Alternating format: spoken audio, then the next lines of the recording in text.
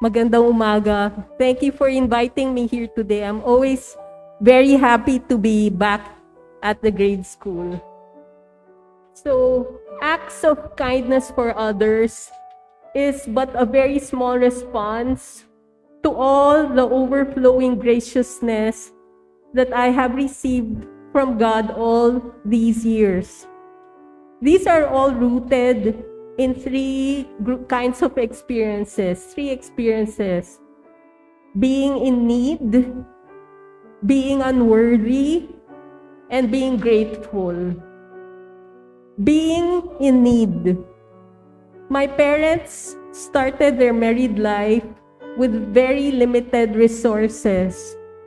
When I was of school age, my mother glued a letter envelope to our aparador, this cabinet. And she put about 24 pesos in that envelope every day to save enough money for my tuition.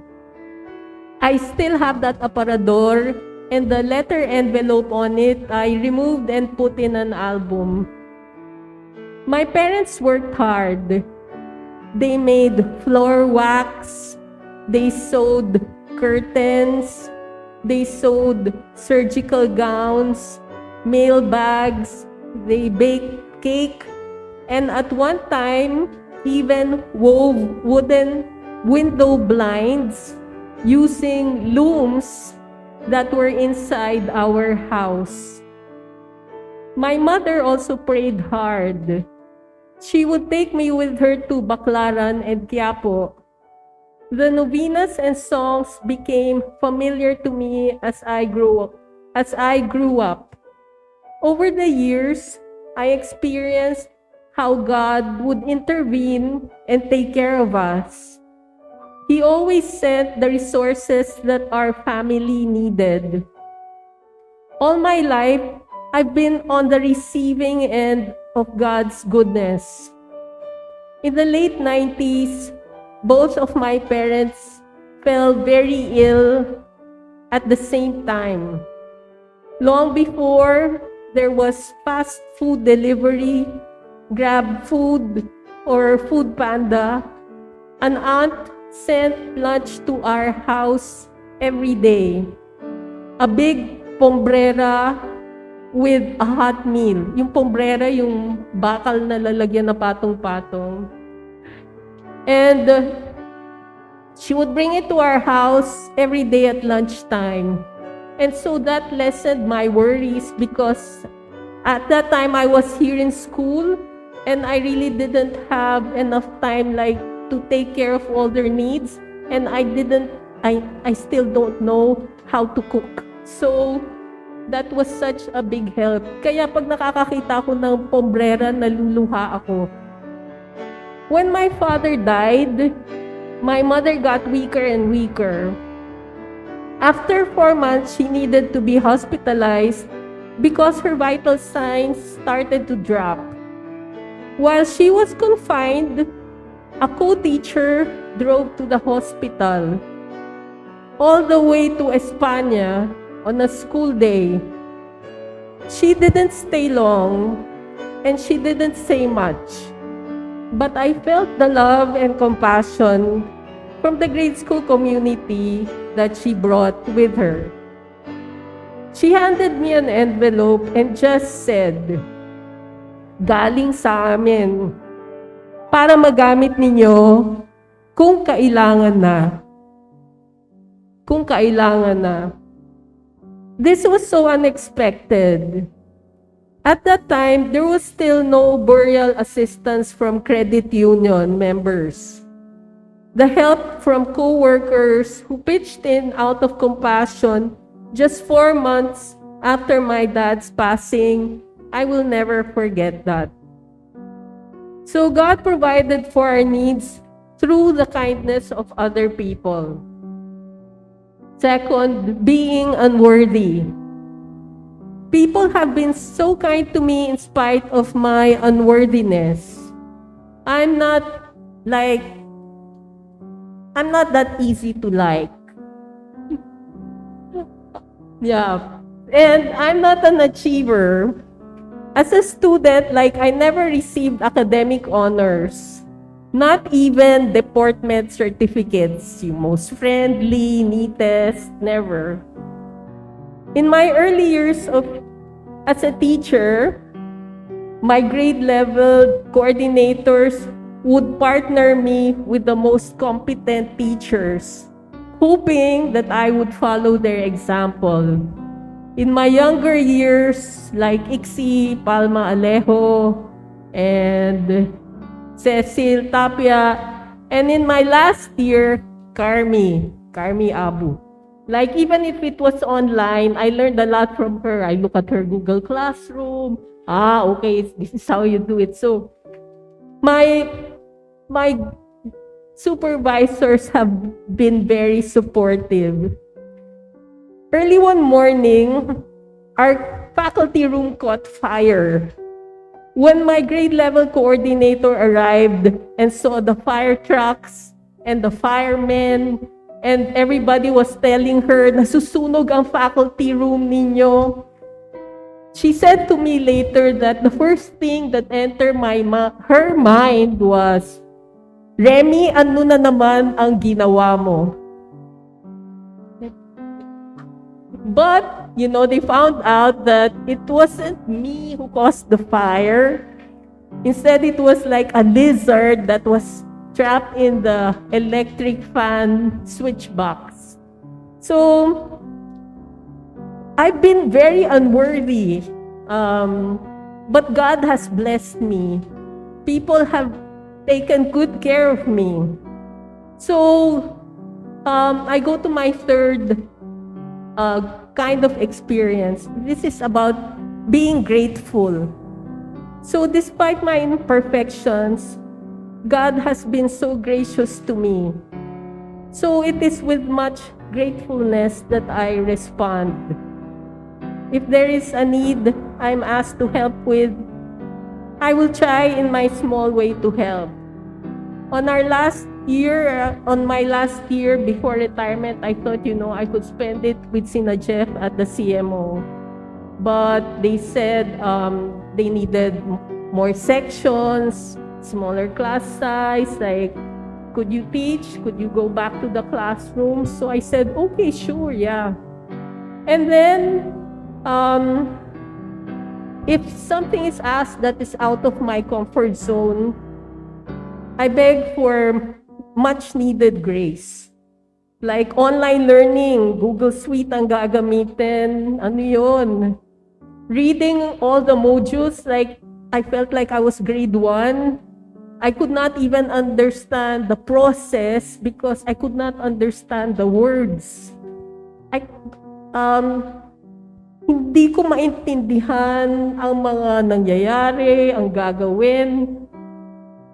Pero nilakasan ko na lang ang loob ko. So, and if I did not know how to do it, or I do not have the skill, then I try to learn it. So, at 60 or 59 years old, 60, like, all these things about the computer, because, for me, before the computer was like a typewriter. I just type letters, type lesson plans, and then yung cut and paste, I really photocopied. I cut the picture and I pasted it, and then I photocopied it so it will come out like whole. So, this thing about online learning was really such a very steep learning curve for me.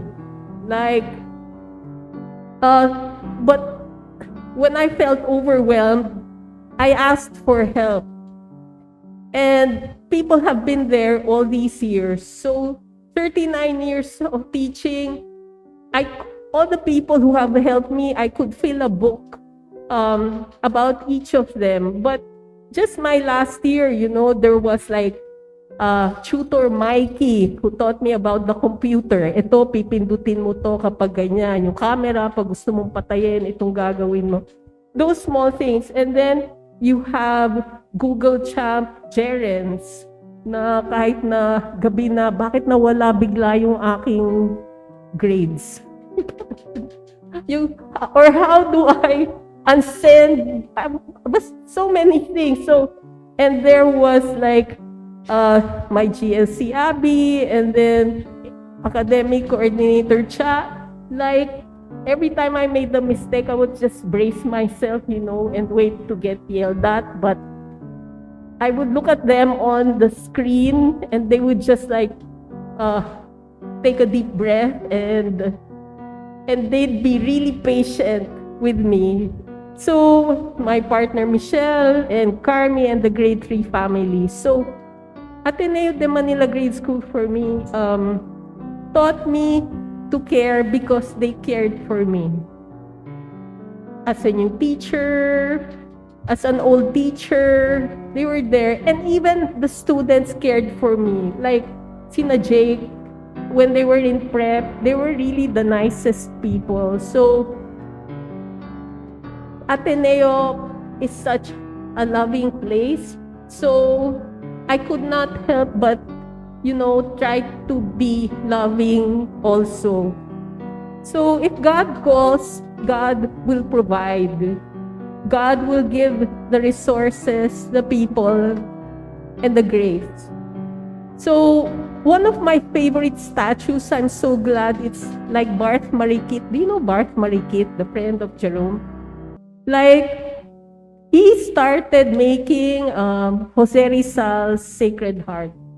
And that image of the Sacred Heart is very significant for me because it's what like Bigay Puso is. The old image of the Sacred Heart is Jesus holding his heart and giving it. So Jesus has given me so much love through the people here. So it's like I just feel like out of gratitude to share that blessing, that love with others. Now that I'm retired, I was hoping to get a job, work, so that I'd have a salary, I'd have things for my daily needs. But in our parish now, they've asked for volunteers in the public school. And I realized going there to help them for their first Holy Communion. So many of them, like we prepared the prayer guides. So many of them cannot even read what's on the prayer guide at grade 3. So that's what Mila and I and the other retirees do now.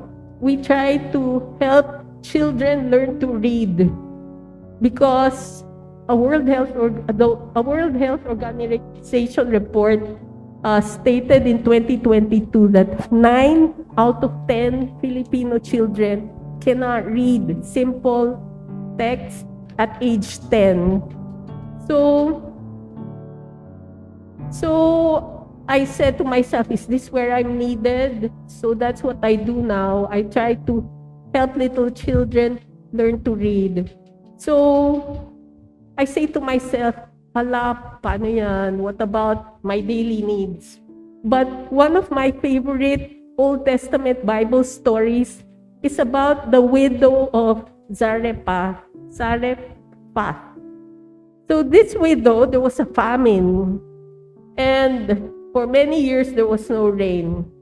So God asked a widow in Zarephath to make bread for the prophet Elijah. The widow had only a small amount of oil in a jug and a bowl of flour. It was just enough to make one small piece of bread. And yet the widow did as God said and used up that last bowl of flour and last jug of oil to make Elijah a piece of bread. And out of God's graciousness, that jar of flour did not go empty, nor the bowl of flour did not go empty, nor the jug of oil run dry. So it's with deep graciousness that I try to serve and help in the small ways that I can, in spite of being in need and being unworthy. I'm just so grateful. I'm so grateful to Ateneo, to each of you, and to God who has blessed me with so much.